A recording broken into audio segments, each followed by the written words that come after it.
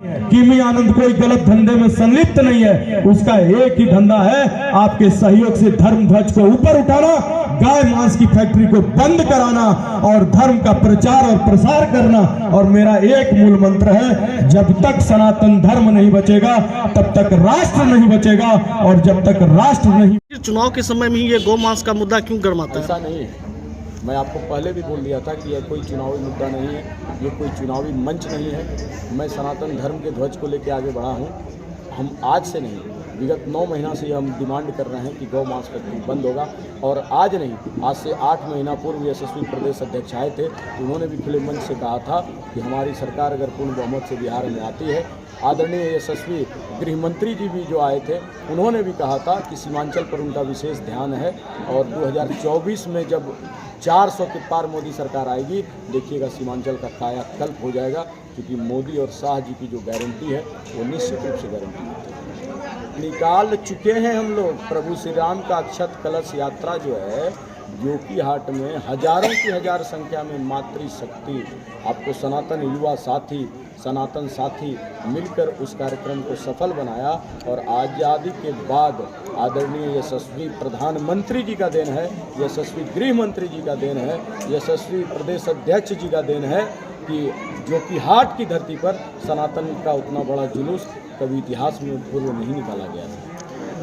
नहीं, आपको मैं बता देता हूँ कि भाजपा कभी भी बिहार में पूर्ण बहुमत की सरकार अपने दम पर नहीं बना पाई है।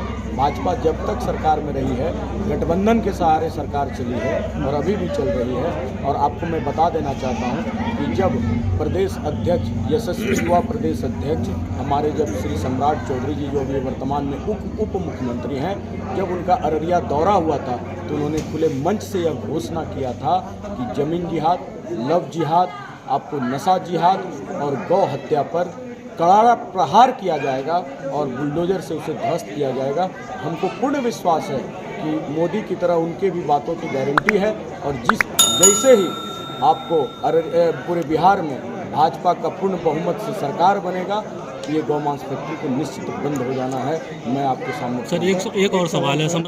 ये कार्यक्रम एक प्रेस वार्ता था।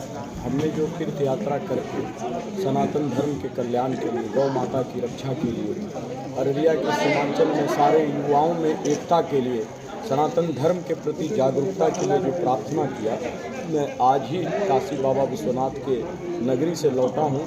और लौटने पर जो युवा साथियों ने आपने देखा होगा, 4 लेन पर जिस प्रकार से गर्मजोशी से मेरा स्वागत किया, मैं तहे दिल से उन तमाम भाइयों का हार्दिक अभिनंदन करता हूँ। एक प्रेस वार्ता था जिसमें हमने 2 संकल्प लिया था तीर्थ यात्रा के दौरान। एक मेरा संकल्प था कि प्रभु, आपको द्वारिकाधीश का जो जन्मभूमि है मथुरा, वहाँ आप देखेंगे कि आज भी कुछ देशद्रोही ताकतों के द्वारा, राष्ट्रद्रोही ताकतों के द्वारा मुगल काल से हमारे मंदिर के ऊपर जो है मस्जिद बनाने का कार्य कर दिया गया है, जो कहीं से घोर निंदनीय है। मैंने भगवान के चरणों में प्रण किया कि हे प्रभु, जब तक आपका आंगन अतिक्रमण मुक्त नहीं होगा, अपने सर पर बंधा हुआ पगड़ी नहीं उतारूंगा।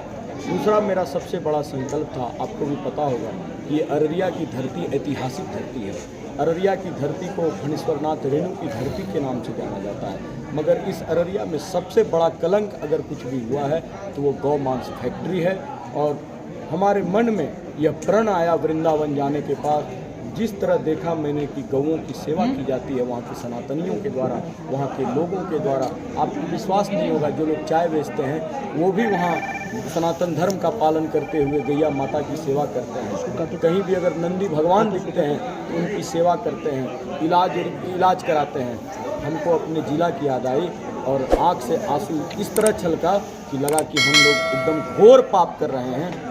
अगर इस प्रकार निर्बाध रूप से गौ मांस फैक्ट्री बढ़ता रहा, संरक्षण में चलता रहा, तो ये अररिया जिला जो है हमारा गाय मुक्त हो जाएगा।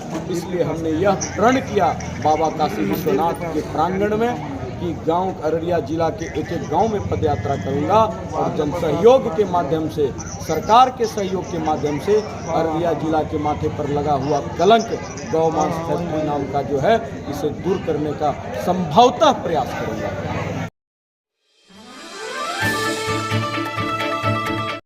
देख रहे हैं आरएन न्यूज, हमेशा आपके साथ।